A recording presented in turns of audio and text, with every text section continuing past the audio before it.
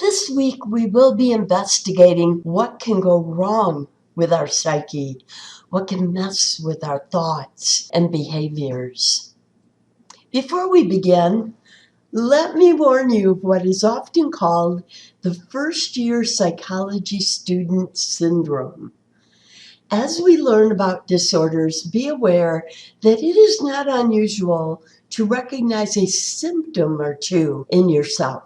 For this reason, sometimes students have a tendency to think they have a disorder, or a couple of them, or all of them.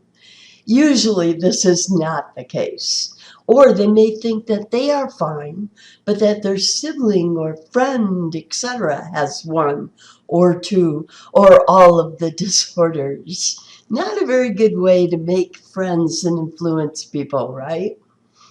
So you must look at the big picture of all symptoms and their intensity, duration, etc., to diagnose a disorder.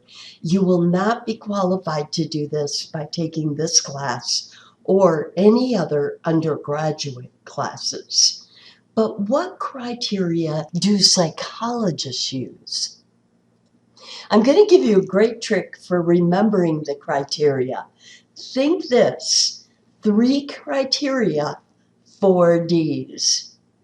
Okay, the first criteria: the behavior and or thought process must be deviant. It must be outside of the norm. However, this alone does not qualify. You have a right to be as esoteric as you want to be. And thank goodness, right? Or we'd all just be clones of one another. Now, the second criteria is the behavior and thought process must be dysfunctional. In other words, it must mess with your functioning, like your ability to have meaningful relationships and to get an education and or to get or hold a job. But even this is not enough. Even if we have behavior and thought processes that are deviant and dysfunctional, that is not enough.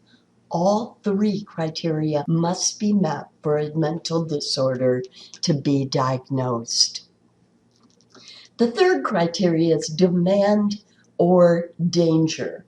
This is where we have 2 Ds, right? 3 criteria, 4 Ds. So demand, meaning that the client must want a diagnosis. They themselves must demand it. Usually this is the case. The client knows that something is messing with their life and they want a diagnosis so that they can get help. The second possibility, though, is if the client is deemed to be a danger to themselves or others. And this would be the court's demand. So demand or danger, right? Client's demand or the court's demand because of danger.